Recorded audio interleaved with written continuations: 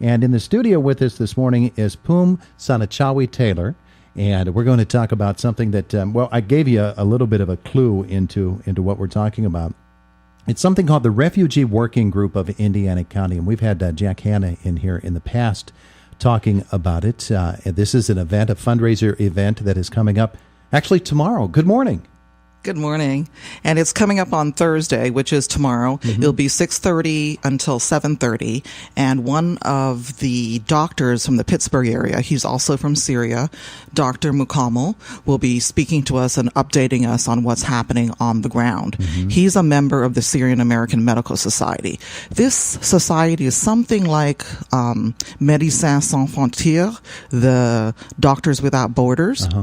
So what they do is collect the money, collect medical equipment, go back to Syria and help people on the ground. Syria, the surrounding countries, Lebanon, Jordan, Turkey. So 100% of whatever you're donating will go straight back. I was reading about the latest information on the Syrian refugee crisis, and it said something like, you start out in 2011 when the war breaks out, 22 million people living in Syria. 13 million of them now are considered to be of refugee status, and they're living wherever they can, as you said, in caves and in places where we couldn't imagine here.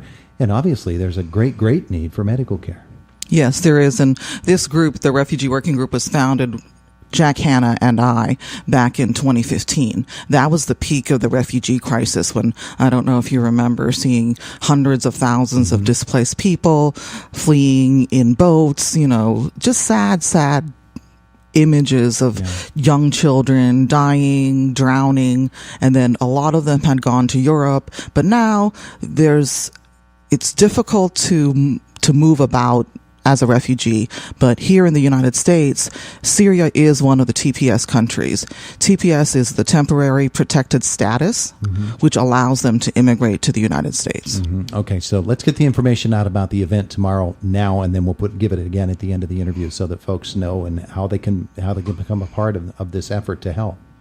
So it's tomorrow right across the street, as a matter of fact. Yes, it's at Christ Church, and this is the 4th annual event with the Syrian American Medical Society, and it will be tomorrow evening from 6:30 to 7:30 at Christ Church. Mm-hmm. It's a dessert buffet. Yes, yes. Yeah. So come and listen to the latest update from Dr. Mukamel. Mm-hmm. He's a surgeon from Pittsburgh. He's also from Syria.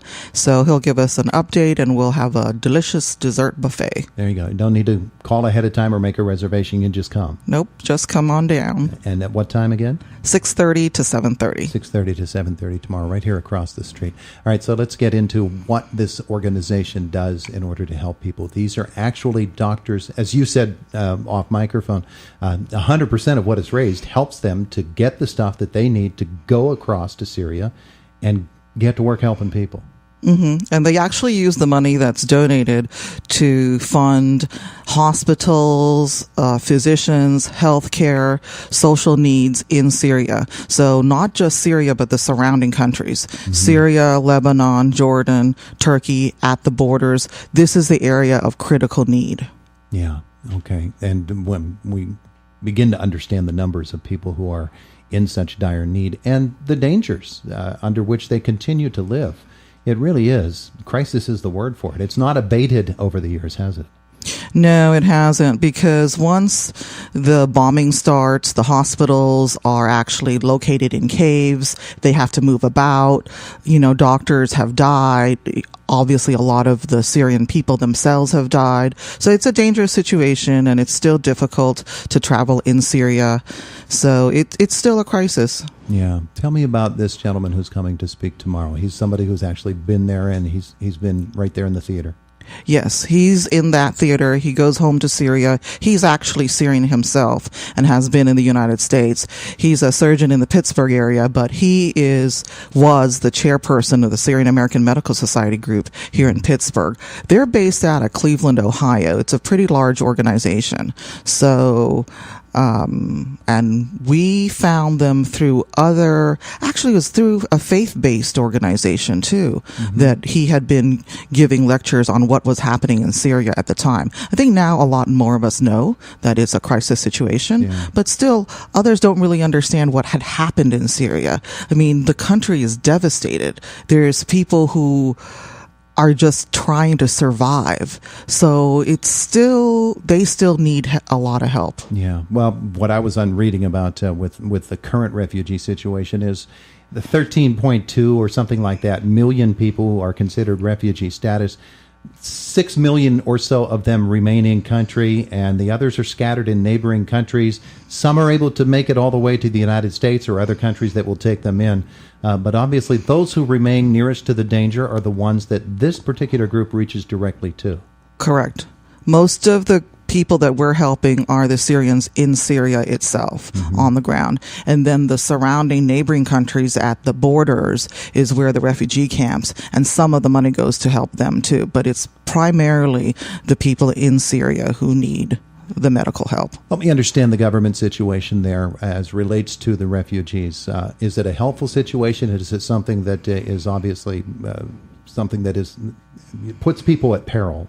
Does the country itself, from a government standpoint, support these refugees?